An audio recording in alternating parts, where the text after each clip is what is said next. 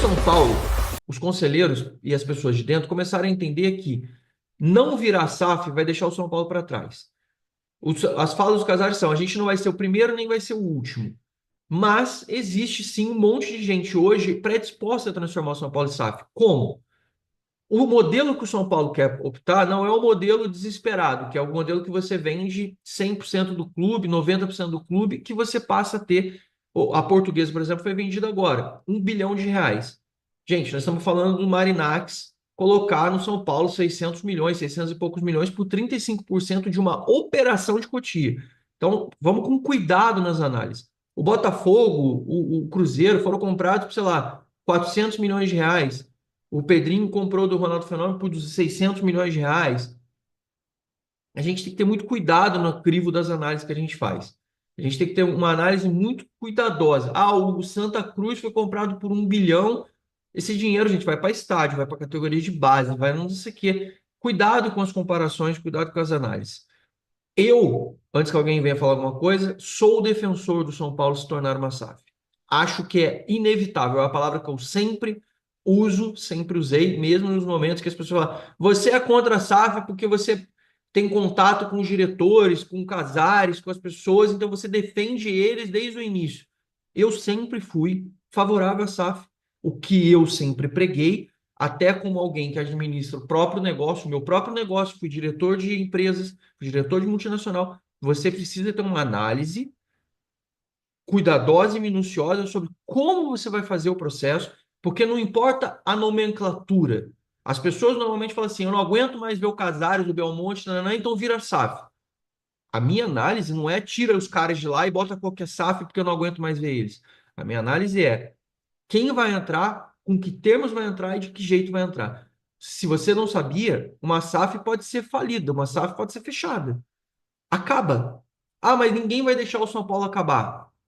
Se a empresa falir e a empresa acabar, ela não tem como recuperação. Você pode fazer uma SAF e recuperar um clube porque você pode se favorecer de uma série de benefícios. Por exemplo, o Textor pegou um Botafogo extremamente endividado, ele bota o Botafogo sob uma situação falimentar, faz uma renegociação das dívidas e vai pagando uma merreca através dos anos. É tipo o que eles estão fazendo com o Henrique Almeida. O Botafogo devia, sei lá, 10 milhões, 15 milhões para o São Paulo.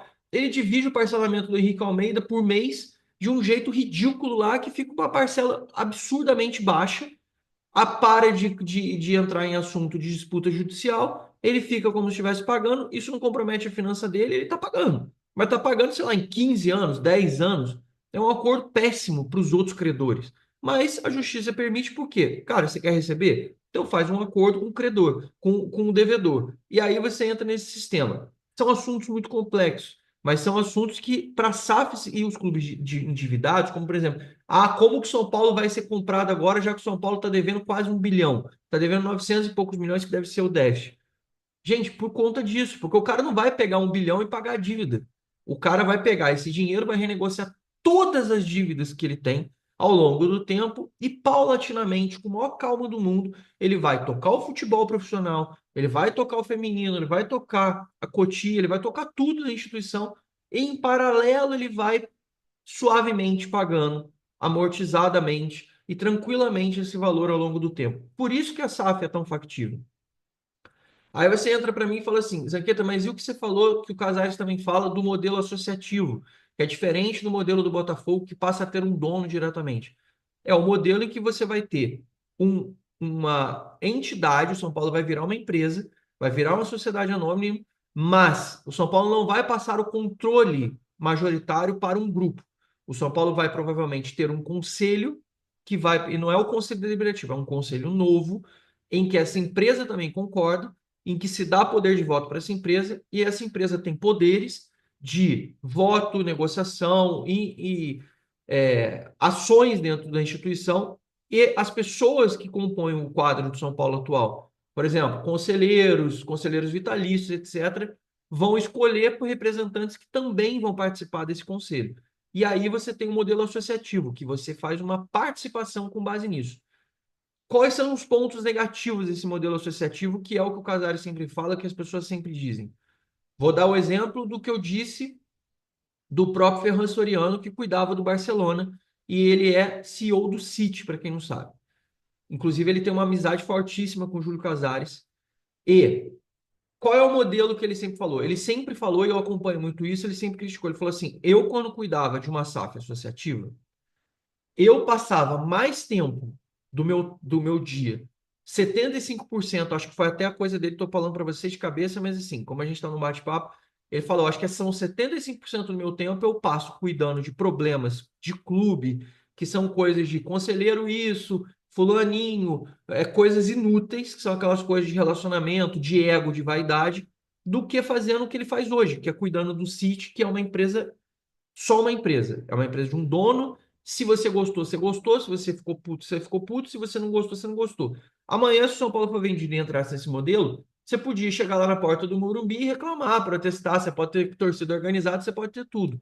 Mas daí é aquele modelo que o dono do cara vai estar lá na Europa, vai ter um administrador aqui, mas o administrador ele não vai ser demitido, porque o dono está lá. Ele não está preocupado com voto, ele não está preocupado com apoio popular, ele não vai ser candidato a nada, ele vai fazer aquilo que ele quer. Então, goste você ou não, se achou bom, se achou ruim, ele vai fazer o que ele quer. E pouco importa a opinião do torcedor. Ah, você está falando isso porque é pelo lado ruim? Não, esse é o lado que me preocupa. Esse é o lado que me preocupa, porque o cara pode simplesmente fazer parecido com o que o Textor fez. O Textor investiu muito dinheiro no Botafogo ano passado, esse ano o Botafogo ficou 3 meses sem técnico. O Botafogo desfez a equipe, perdeu 4 torneios que disputou no começo do ano. E o Textor não estava nem no Brasil. E vendeu um monte de jogador. Ah, mas ele contratou outros jogadores. Olha a lista de jogadores que saíram, a lista de jogadores que chegaram. É, assim, se fosse no São Paulo, as pessoas, pelo que eu conheço do torcedor do São Paulo, os caras estariam assim, arrancando o cabelo e estariam sem um fio na cabeça nesse momento. A gente sabe como funciona. Mas o Textor estava cuidando dos assuntos do Lyon, porque ele tem outros clubes. Então a gente tem que tomar muito cuidado no modelo. Eu repito, eu acho que tem que virar SAF e quero que o São Paulo vire SAF. A questão para mim são os termos que vão estar escritos.